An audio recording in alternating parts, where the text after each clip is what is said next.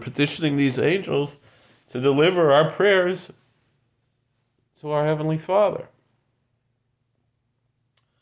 Is that a prayer? Is that worship? Does that violate that dogma of that we're not allowed to pray to anyone other than the Creator? Or is that within the realm of just the same as asking your fellow human being, could you pray for me?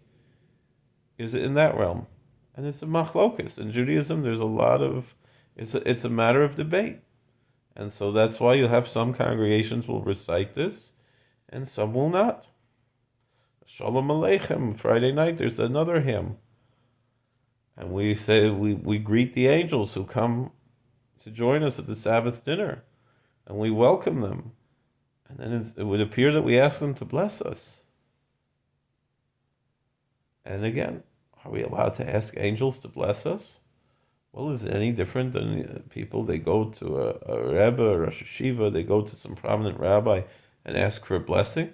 Our sages teach us, Al Tiyeh Birkas Hediot Kal Beinecha. Even the blessing of a simpleton should not be light in your eyes. So again, these things, but back to the story of Naaman, because that's really the crux of what we're talking about here. So Naaman, after he has this great internal conversion, but does not convert to Judaism, he promises that he's going to treat the Israelites well, and he's going to live a good moral life. He's going to turn his life around. He's going to follow the 7 laws of Noah. One of the 7 laws of Noah is not to worship idols. But he asks, he said, you have to understand something. All right, he's a great general, but he has somebody above him. He has a master that he has to answer to, right? And sometimes his master wants to go pray in Beis Rimon, in the house of Rimon, Beth Rimon, an idol. Rimon means a pomegranate, but apparently there's some kind of pomegranate god that the Arameans worshipped or venerated or whatever they did, and they would bow down in their temple. And so when he goes to the temple of Rimon, what is he doing? Is he allowed to bow down just to pay lip service to this God that he doesn't really believe in it anymore? To show, because otherwise he's going to get killed by his supervisor, right? And he has to help him. He's an old man. He has to help him bow down or whatever it is. Elisha doesn't give an answer, right? But he says, please, that God should forgive him for this sin that he is going to do in the future. He knows he's going to do. And it would appear, shtika koheda is what our sages generally say. I don't know about here, but silence is agreement. He didn't protest. And so this is what you have to ask yourself.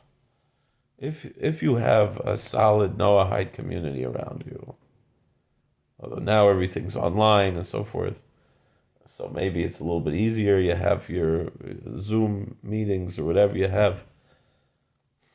But the truth is, if you're going to convert to Judaism and you're going to be part of a Jewish community, and your children, your wife and your children, they're all going to go with you, and you're going to have a wonderful, beautiful community to be a part of, to grow in, to have fellowship, to have all of this.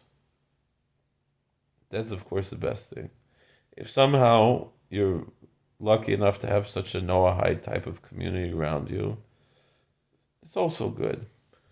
But what if you don't have? I don't know where you live. But if your children, let's say they're going to public school, and they're not going to church on Sunday, what are they going to have?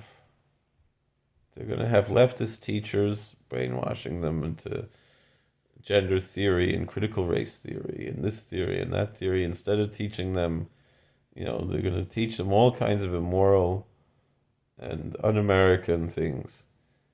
And they're not going to learn history and science and reading and the things they're really supposed to learn. So, what are you going to have then? What did you gain by leaving this church because you don't believe in it anymore? Now, maybe it's not as serious as Naaman, that his master in the temple of Rimmon, right? Because he's liable to be decapitated if he doesn't go to Beth Rimmon.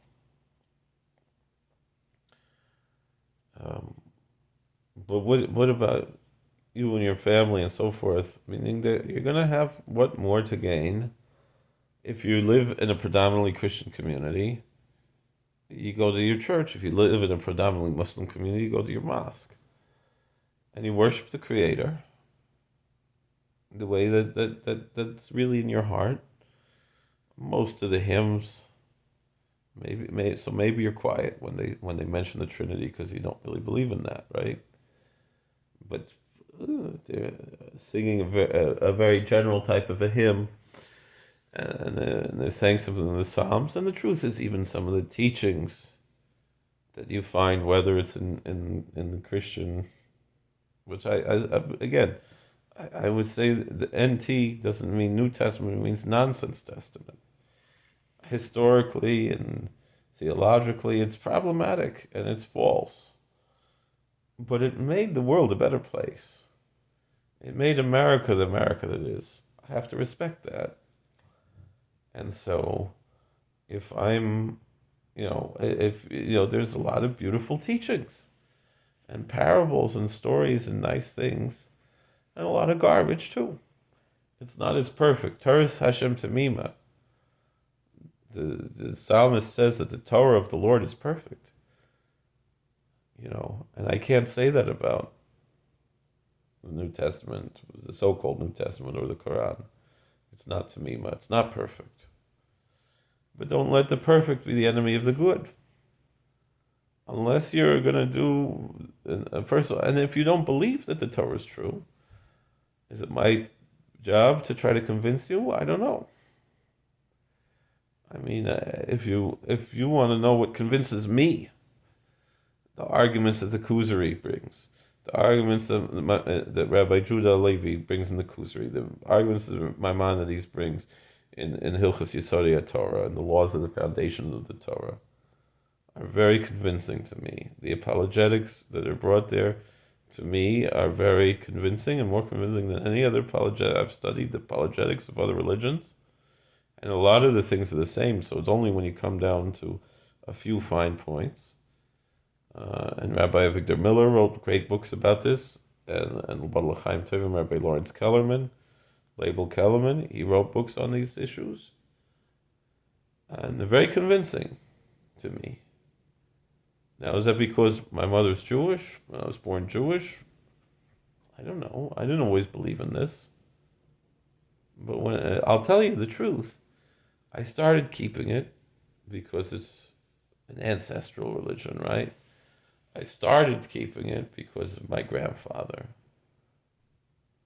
But then once I got into it, and then I read Rabbi Miller's books, and I read Rabbi Kellerman's books, and then I went back to the older sources, to Maimonides and Rabbi Judah Levi, and I realized this is not a game. This is the truth. That's my testimony, particularly when it comes to the argument of the national revelation and the exposition of Deuteronomy chapter 4, verse, I believe, 31, 32, 33, something like that. And you see, Eshet Torah, they have things about this. And I find it very convincing. But then again, some of my Rebbeim, they argue, like Rabbi Nachman says, you're not supposed to get into philosophy. And you're supposed to serve God in a very simple way. And the way Rabbi Weinberger says it in Woodmere, he says, he was my Rebbe in high school. But what he said, let's say someone asks you, why do you love your wife? And you give a whole checklist. Oh, she does this for me and that for me. You can find someone who does all those things better. Right? That's what he says. But then, if you're going to say, I can't say why I love my wife, but I can say how much I love my wife. And so it's not about the checklist of the apologetics, but the emotional feelings, the Psalms, that express how much we love God, not why we love God. So the truth is, you need the balance of both. Because if you have one without the other, something's going to be missing. But it would seem that perhaps the more important one is the one that you cannot express,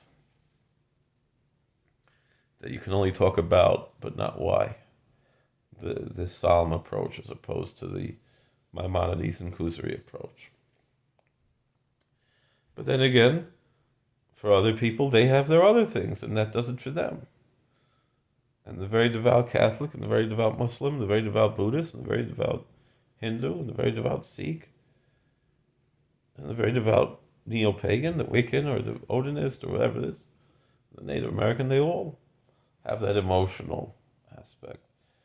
And the truth is, when you're dealing with a lot of these other groups, more liberal groups, perhaps, groups that are not proselytizing, the Hindu and the Buddhist and the pagan, and the Native American, they're not concerned about apologetics. They have their thing, and they don't care if you're following their thing, right? And the Christian and Muslim, apologetics is a big deal because they not only want to convince themselves, but they want to convince everybody else. In Judaism, we have our apologetics, and that's for us to convince ourselves. Damashatoshav lapikoris. You have to know what to answer a heretic. And the Kotzker said the heretic you really have to answer is the one in your heart. But you also have to know what to answer another heretic outside of yourself. You have to have the answers. You have to have the apologetics. But you also have to have the emotion. And all of us, we have the emotion. All of our religions have the emotion as well. So again, it comes down to, for a Jew, that's the essence of our being. Meaning, converting to Judaism is not just converting to another religion. Or being Jewish is not just being part of another religion. It's the whole essence of who we are. We're a kingdom of priests, And I'm going to talk about that in a separate video. Two aspects of that. But essentially, that's why I'm saying, unless, first of all, if you don't believe in what we believe in, I would not encourage you to convert to Judaism. Now, but the thing is, what if you're already born Jewish? I guess that's where it comes down to. I would say you should come to the synagogue because you're Jewish already. So why don't I say that to the non-Jew? Well, I hope maybe that both do get convinced of our apologetics and our emotional aspects and find everything in there. One who's born Jewish already, they don't have any choice. In a sense, they might stop being Jewish, but they never become a Gentile. So they become a non-Gentile. That's why we make a bracha, shloyas nigoy. We say to God, all right, you didn't make us a Gentile because can we really say that we're a Jew? Do we really live up to what it means? So,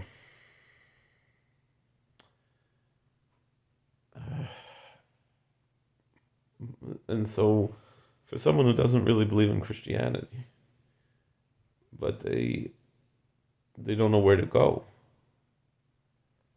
And I assume you want your kids to grow up and be moral and ethical and good citizens and so forth. They're not going to get that in a public school. So you need something. And I think,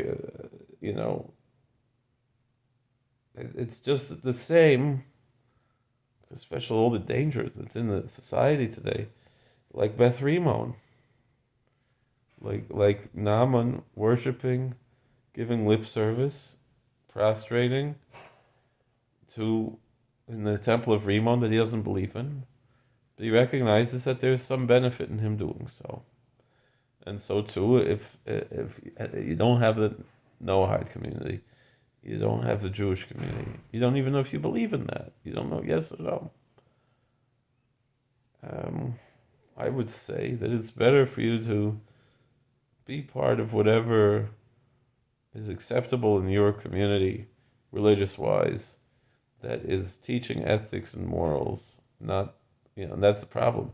We have so many churches and synagogues, temples that have what I guess they would call progressive or social justice type values that run contrary to the basic decency of what it means to be American, what it means to be a Christian or a Jew or a Muslim. And a lot of those I see to be destructive, and I would not recommend them. But then still, I think about Billy Graham. He used to say, "You go to your church." He wasn't saying you join my church. He will make his crusades, whatever, and then he would say, "You go to your church." And so the same thing for some people. They're going to get something in their conservative temple or reform temple. It's not necessarily a bad thing. Or the Chabad house. I'm not a big fan of Chabad either. But that's definitely better than the reform, the conservative in most cases. So it's the same thing. Does it really matter? In the grand scheme of things, what matters is that you're going to be ethical, you're going to be moral, you're raising your kids to be ethical and moral, you pray and you hope that they're going to come out and be good. And it's hard, it's so hard. It's such an uphill battle with all the things we're fighting against. Even you live in a very insular community, it's not going to, there's no guarantees of anything. But you have a better chance when you're affiliated somewhere. And even if it's not perfect, but don't let the perfect be the enemy of the good. Same thing. I might not agree with a lot of things in the modern Orthodox, the religious Zionists, but they're my fellow Orthodox Jews. If I'm going to go daven a minyan, I'll go daven with them because they're my brothers. I don't see it like I'm davening with them. I'm one of them because we're all Orthodox Jews. They're my brothers. I'm not going with them. I'm going with us. So, if someone really is mature enough, they can see e pluribus unum. In a certain sense, us is everybody. Every nation, every religion, even the extraterrestrial beings. Like Dr. Greer talks about, that we don't see us versus them, even with intelligences similar or greater than ours on other planets. Things that are sentient on other planets or in other dimensions, in other realms. But I said to someone today, it's the difference between e pluribus unum and e pluribus pluribus. We have to find that balance. So, if you find that unum, though, that unity, does it matter in the end where you are? Meaning, like for me, as an Orthodox Jew, there's so much diversity within Orthodox Judaism. And really, it doesn't matter if I daven in the Hungarian synagogue or the Polish synagogue or the Yemenite synagogue or the Lithuanian synagogue or the German synagogue or the Syrian synagogue or the Iraqi synagogue, the Iranian synagogue, the Bukharian synagogue. Doesn't matter. I'm Hungarian. I'm American. But I feel a very strong connection ideologically and also with my lineage to Jews from Hungary who before that came from Bohemia and Rhineland, Germany, and came to Hungary and settled there before we came to America. There were rabbis there and so forth, and I feel strong devotion there. But still, if I'm visiting somewhere else, it's not us versus them. I don't feel like an outsider in a Sephardic synagogue. I don't feel like an outsider as a chassid with a beer and payas in a modern Orthodox synagogue or a Lithuanian yeshivish synagogue. We're all one. No, I can't do that as an Orthodox Jew in the full worship sense in a Reformed temple, even in a conservative temple, essentially, and certainly not in a church or a mosque. In the halachic sense, in the realm of my religion. But I can still feel in my heart a brotherhood of all people. And so I'll tell you the truth. When I pass by a church and I see on Sunday morning that the parking lot is full, I'm very happy. When I drive through a black neighborhood on a Sunday and I see the people coming out with their suits and their hats coming out of the church, maybe having a nice meal and a fellowship meal in the church and all that, I look around, I was like, this is Shabbos in Borough Park. This is what we have. Just they express in a different way. A Sunday in Harlem is Shabbos in Williamsburg. For the people who really embrace it. And I don't see any difference. Obviously, we have theological differences. Obviously, we have cultural differences, ethnic differences, so forth. But the warmth in my heart when I see that, it's beautiful. When I see, I said for a year, every Friday at work, I'd be there for Juma. For a year, we didn't have Juma, and then Juma came back, and the smells and the sounds of a Muslim prayer. It's beautiful. It's inspiring. I missed it. And when they pray, it's the same as when I pray. Now, I can't pray with them. I'm not going to take off my shoes and prostrate myself even on the rug with the Muslims, even though we worship the same God. But the truth is, I'll be honest, if I'm not going to daven for the mincha that day, I kind of like to daven mincha the same time that they're saying Juma. But I daven in my way, and they pray in their way. E pluribus unum. That's what I mean. And so, if you have to prostrate yourself in Beth Rimon, you have to go to the church as a Gentile, and that's what works for you. But maybe it's not going to work for you. I don't know. But maybe you have to do it for your children. Maybe you have to do it for your wife. The family is more important than some minor theological issue. You go to church with your wife and kids. That's another issue. But if they don't want to go, well, you know what you can do? You can nosh around. You can hop around from one to another till you find one that you really like. You can try one for a few weeks, you go to the next one. But the truth is, you're never going to find that perfect place. You're never going to find the place that has no problems. You're never going to find everything. The truth is, not even by us. You're not going to find it. Not even, like the Navi Malachi, the prophet Malachi. He says, from the rising of the sun to the setting thereof, great is my name among the nations, says Lord of hosts. It's another reason, biblically speaking, why I say what I'm saying. That everywhere where they're offering worship and offering incense, it's all to my name. Mincha tahora, it's a pure offering, it's a pure gift to God. Even they're worshiping pagan gods, God accepts it because they don't know any better. They go, but you, priests in the Jerusalem temple, ask yourself, are you treating the widow and the poor, the Levite and the convert, the stranger, with compassion Are you being respectful? Are you doing what you're supposed to do? Don't think that your religion is what makes you better. There was a story, I don't know if it's true, and I don't know if, but the idea has a lesson about it.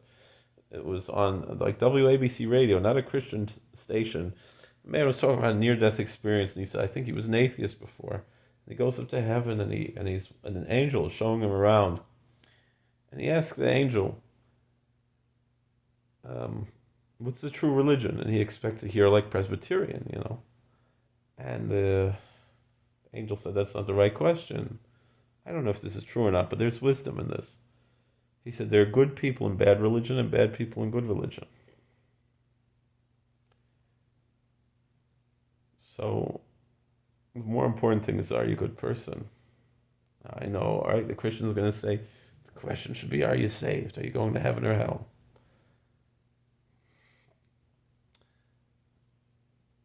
We believe in an afterlife. We believe that there's reward and punishment in the afterlife in Judaism. That's one of our dogmas. But most of the Torah is about this world. We can interpret homiletically to talk about the afterlife, heaven and hell, if you want to use those words. Nothing wrong with using those words. I know a lot of people say, "Oh, Jews don't believe in heaven and hell. I believe in Gan Eden and Gehenna." You want to translate this heaven and hell, or you want to translate this as paradise and purgatory? Does it really matter how you translate it? But that idea that that guy said, that the angel told him, there are good people in bad religion and bad people in good religion. You could be in the worst, most destructive, dangerous cult with the worst theology and the worst practices